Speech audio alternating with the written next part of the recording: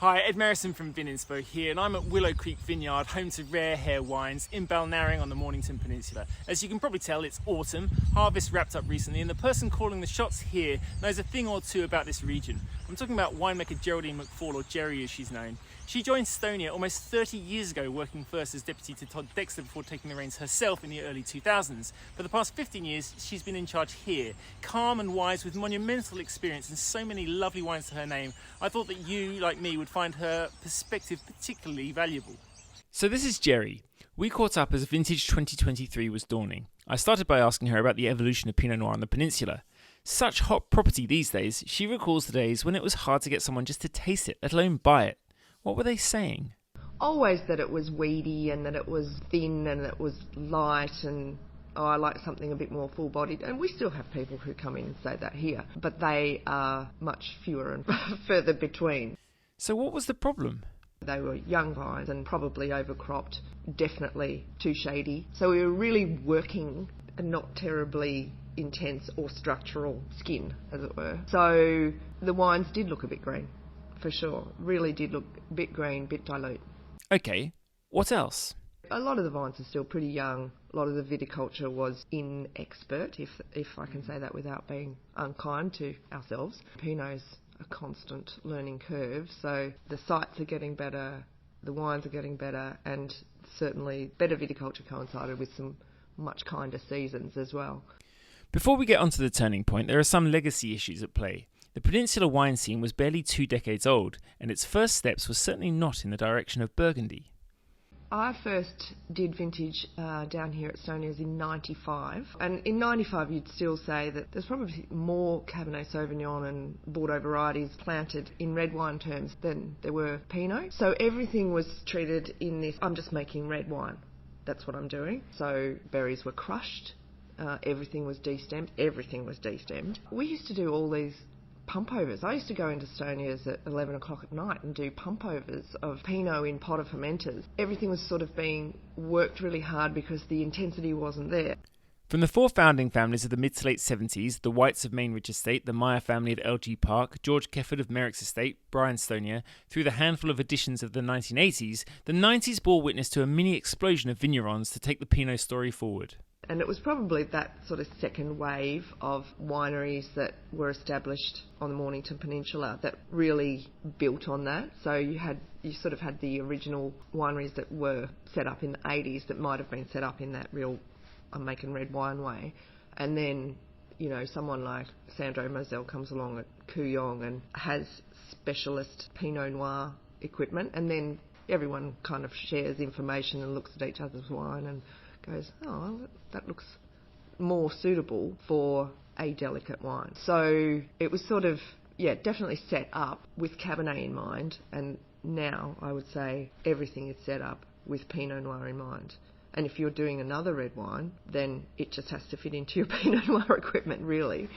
But it wasn't just viticulture and tech that saved the day, was it? It was the movies. It's a funny thing to say that a film really did do what it did, but Sideways changed Pinot Noir internationally. It was quite amazing. That one movie probably killed Merlot and made Pinot Noir. It's just amazing. After that, you could sell Pinot. And the peninsula was naturally well placed to benefit. It sort of has the natural advantage of so many little vineyards and not very far to go to really get into it. It is a variety that people become, obsessive with. And yes, of course, the improvements that have been realised are down to better vineyard practice. I still think, this is a bit of a digression, but I still think we as an industry spend way too much time talking about winemaking when we all know the magic's happening out there, and if it doesn't happen out there, it sure as hell isn't going to happen in here. So you can go on about your concrete tanks and your amphora and your special barrel until the cows come home, but if you haven't got it right in the vineyard, then nothing's going to save it. Quite. It's the lipstick on a pig thing. Indeed.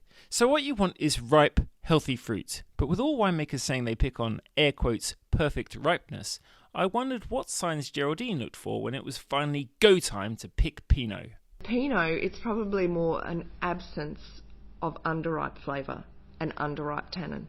So tasting the grapes, and that's why it's probably harder to pin down a number or a particular point in time, but depending on the season, that can be at what equates to 12% alcohol, or it could be 14. It's so much more a Princess and the Pea variety that you really have to be, just for me, looking for. It does not taste green to me. It doesn't taste like the tannin is underripe. It doesn't taste like the flavours are peppery or watermelony.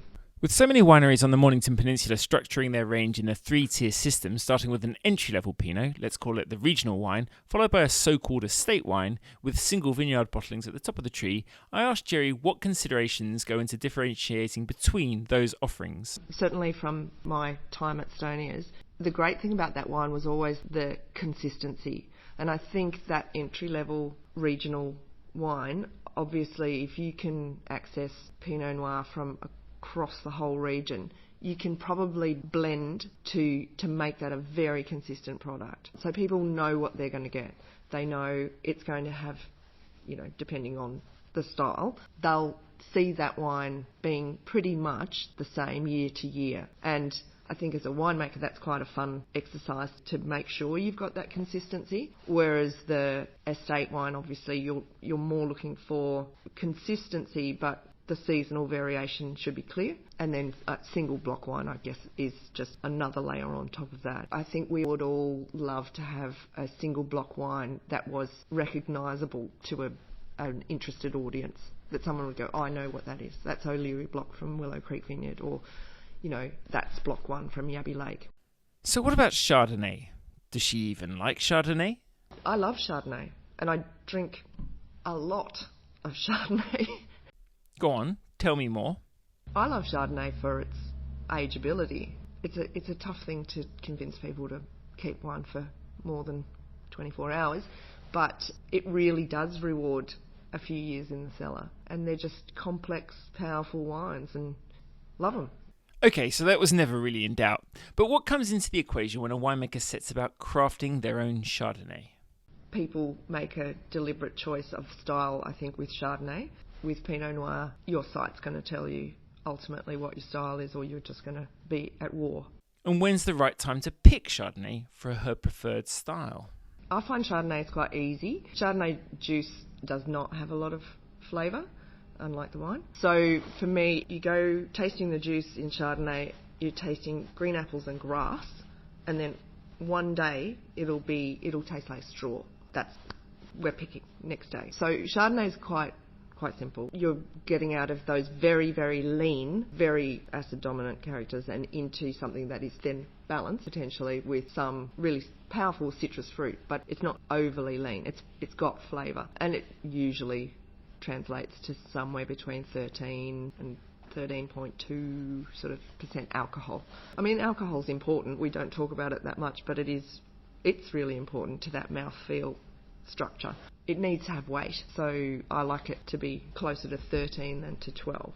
What other elements come into that question of balance?